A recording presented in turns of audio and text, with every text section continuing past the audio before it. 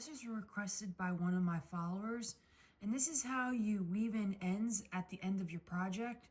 So just pretend this is the end of a scarf or a blanket or whatever you're making. You have your tail that you started your chains with, and now you're going to have this other piece at the end of your work. So what you want to do is you're going to cut a tail long enough to weave in. Mine's probably a little bit long, but it's just an example. So you will take your hook and you want to pull out the yarn that is from your stitch. Then you're going to take your yarn end and you're going to place it into your sewing needle. There's multiple ways to do this, but this is how I prefer to do it. When the tail is on the bottom left, this is the right side of your work. When you turn it over, the wrong side of your work, the tail on the bottom will be on the right. You want to take your needle and your yarn and you want to come right down the side here. You want to go right through just that top piece of yarn into the center and not all the way through the back, okay? You see how this pulls this area down and makes it flush? Now you kind of want to follow, I did double crochets here. You want to follow the path of the double crochet. You see how I went into the center of the double crochet? You always want to go in and out next to your stitches because you don't want to make long lines of yarn. You want it to blend into your work. You want it to flow with the stitches you've already made to hide what you're doing. So I would probably come down now into right here and probably come through maybe these two. So you can go through multiple stitches as long as it's in the center. As you're doing this, you want to make sure that you're weaving it into different directions. This makes sure that your work isn't going to pull out when you weave in your ends.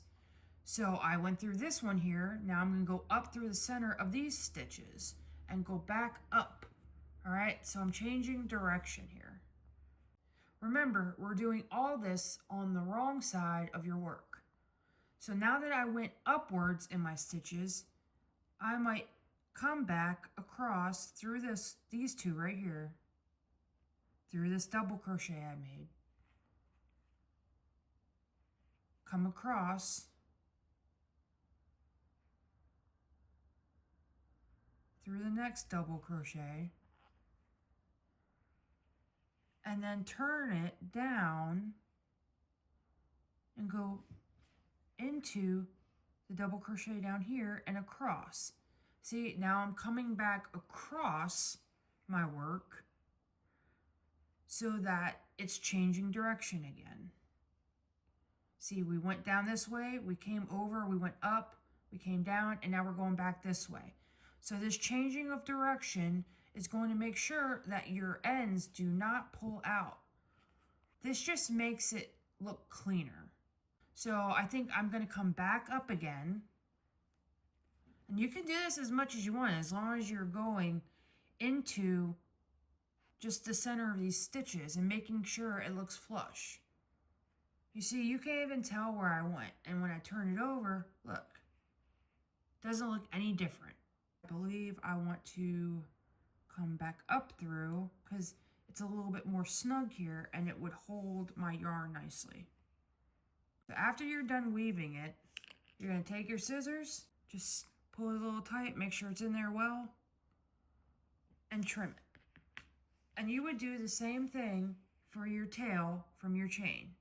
You're going to weave that in as well. So see here, you can see, you can't even tell where I did the weave-ins. All right, and this is how you weave in your ends.